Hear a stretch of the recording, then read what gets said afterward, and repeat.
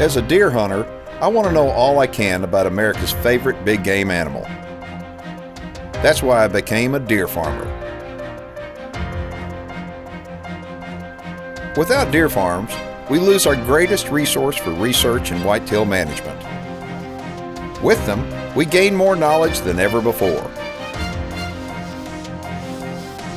Join me as we discover the truth about whitetails and meet those who work every day to preserve this great species for future generations. My name is Keith Warren, and this is Deer and Wildlife Stories.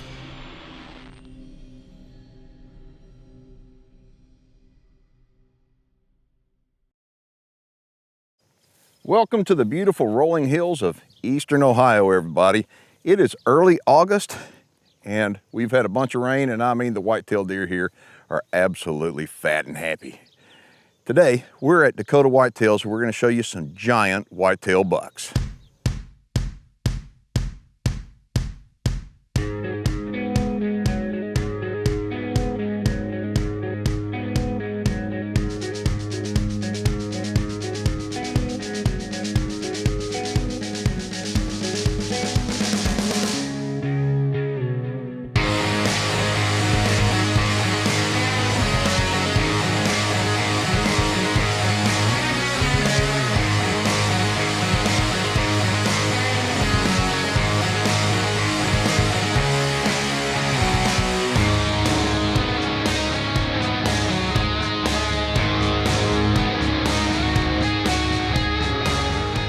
This is one of the biggest sleepers in the deer farming industry. You're not going to believe this place. One of the best things about my job is being able to travel around the country and be able to bring you stories from different deer farms and show you some beautiful deer, but also introduce you to some people that have giant hearts. They love the whitetail deer as much as we do.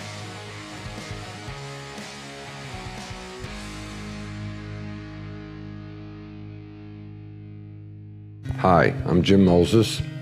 I have a deer farm in Quaker City, Ohio.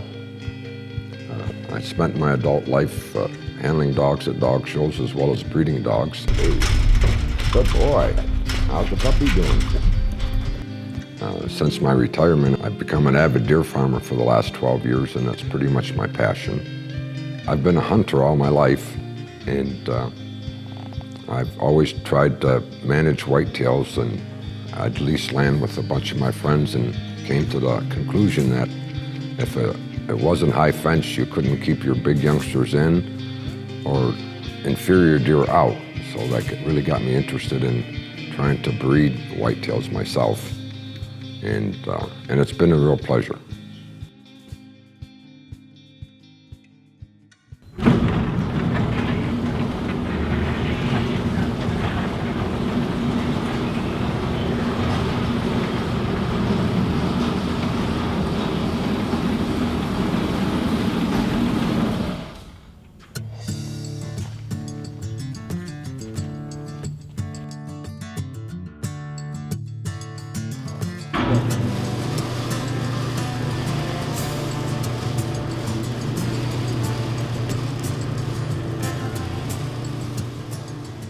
If you've got a big deer farm, odds are you've got some help that works for you on this farm.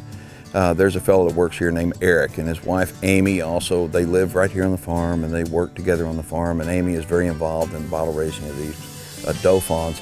But the thing is, if you're a deer farmer, you wind up going to these shows like the Nadifa show. Jim Moses at Dakota Whitetails is going to have a booth, and more than likely Jim is going to be somewhere else, not in his booth, because he's yakking with everybody like I am.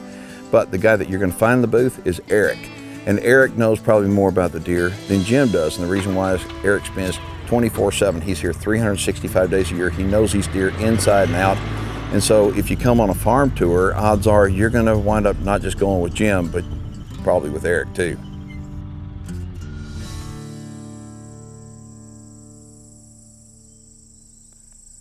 That old farmhouse right there has definitely seen better days. But you know what? Farming is alive and well here in the United States, thanks in part to deer farming. And if you're interested in becoming a deer farmer and you'd like to win a deer farm, we're giving one away. All you need to do is log on to winadeerfarm.com. It's absolutely free, and register, because some lucky person, we're going to set them up and they're going to win a deer farm. Deer and Wildlife Stories is brought to you by the North American Deer Farmers Association, New Dart, the North American Deer Registry, Beam Fence Company, winadeerfarm.com, the Texas Deer Association, Newport Laboratories, Game Management Systems, Shock Effect Maximizer and SeaCal, Deer Guardian Misting Systems, BuyMyDeer.com, Dr. Ray Favero's Whitetail Genetics, and by Record Rack Deer Feeds. Today's program is brought to you by the Texas Deer Association.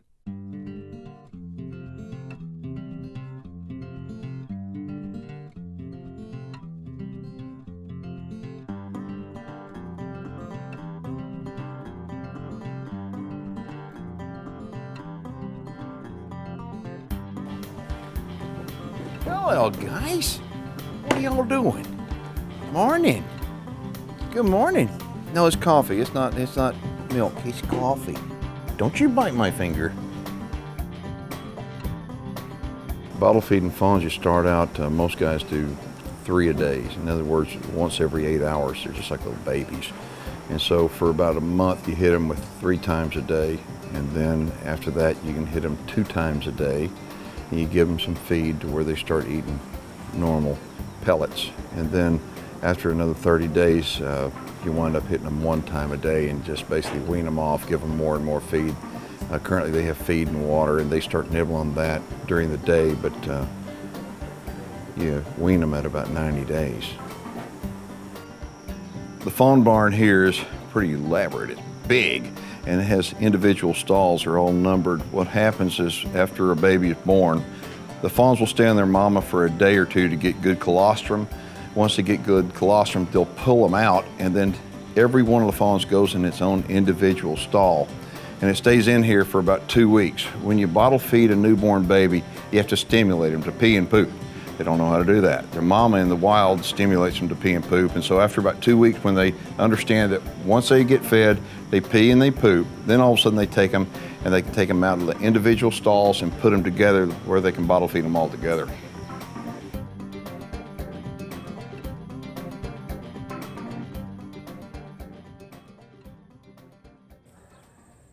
I cannot get over how green everything is. Have y'all had a lot of rain? Yeah, all year long. We've had rain, the most rain we've had at this time of year.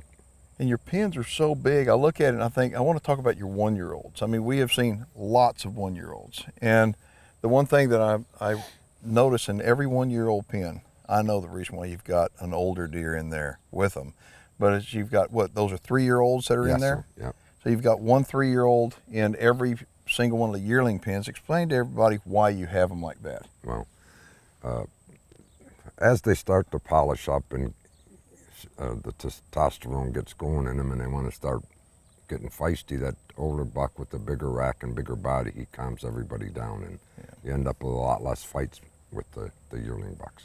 Well, the deer are such social animals, and I mean, you can see when one goes somewhere, they all go somewhere. Sure. And so what'll happen, like you're saying, it's like the 2 different species, really, when all of a sudden the antlers change and the testosterone comes in. I mean, they'll start getting aggressive, and that's when the pecking order really starts changing up. Yep. But I look at it and I think, in looking at your yearlings, you've got a lot of them out here. I mean, they're really good, pretty typical frame deer. Yeah, well, we breed for big frames first and then try to get a score on them second.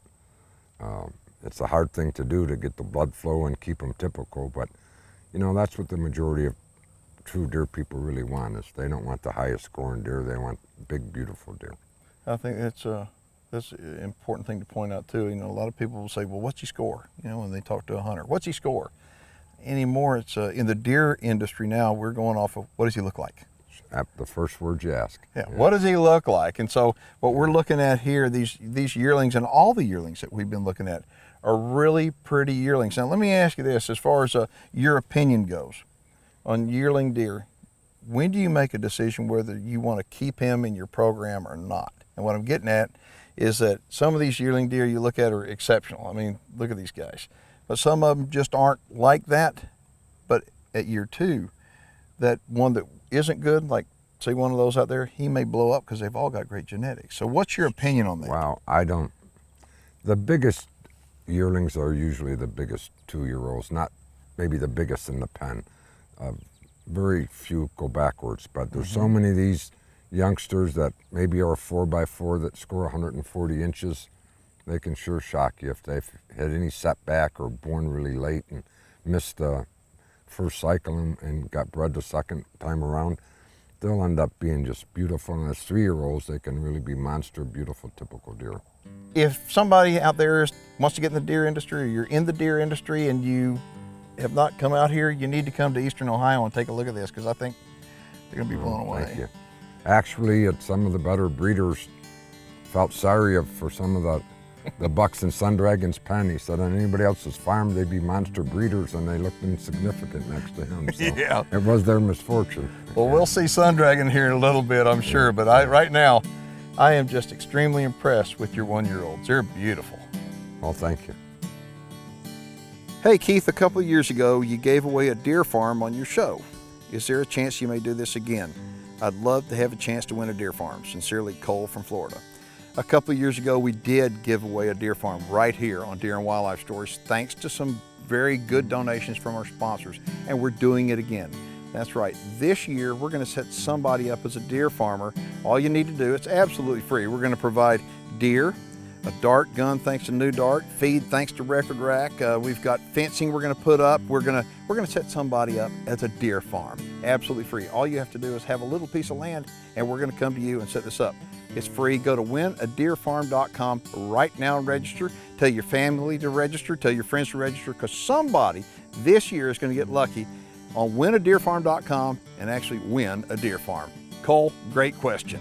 Closed captioning for Deer and Wildlife Stories with Keith Warren is brought to you by Keith Warren's Texas Hidden Springs Ranch. Today's show is brought to you in part by BuyMyDeer.com, your online source for monster whitetails. Okay, so these are 3-year-olds? Yeah. Okay, well, we've seen a number of 3-year-olds today, and I've got a question to ask. When these guys were won, how did these guys look compared to the yearlings that we just looked at? Not as good. No, each year, each generation, they just get bigger frames. We keep breeding for the biggest frames we can put on them, and then just add some stickers and drops to make them good looking. But the frame is the most important thing. And each year our yearlings get bigger frames. Our 2-year-olds are bigger than the 2-year-olds before. Now, as far as selling deer, okay, what age do you sell these deer? You know, I usually keep my young deer and don't sell them young, but the youngest is usually 3. Okay. I sell does younger, depending on their breeding, but you know, if a place isn't high fenced, and have enough acreage, what happens is under all the different state departments, Fish and Game, even it encourages you to shoot the best young deer because they have racks. So you end up breeding with a gene pool, decreasing them smaller and smaller to where pretty much adult deer have 2 or 3 points per side if you're lucky. I find it amazing how guys that are into whitetails can see the quality of whitetail deer really is going up across the country because more knowledge is being gained on how we grow bigger deer, and it's age, nutrition, and genetics. But out of those 3 things, age, nutrition, and genetics, I want you to, we haven't talked about this, talk about the most important thing out of those 3 things. What is it? To me, it's nutrition, number 1, and absolutely genetics and age. You've got to feed them the right groceries, okay? But they've got to have the right age too. If you shoot them early, they're not going to have a chance to spread those genetics out. And what do we say? Genetics. They've got to have the right genes. And so the way I look at it is that it's a 3-legged stool: age, nutrition, and genetics. And what's exciting to me is looking at these 3-year-olds out here. I'm going, if these guys, they're all beautiful deer, really, really pretty. If they weren't as good as your 1-year-olds now, what are those guys going to look like 2 years from now? Well, you've done a heck of a job. Every year I get a mace, every year. And so on your website, have you got more information about if somebody wants to come out here and book a farm tour with you, how they can get a hold of you? Sure. Our phone numbers and all of our information is right on there. Okay, good. So folks, if y'all want to come out here, this is in Eastern Ohio. We're about, I guess an hour and a half away from the Columbus airport. and probably only about 25, 30 minutes away from Pennsylvania. It's a beautiful rolling hills. And how many pens do you have total? About 60. And how many deer? 400 to 500.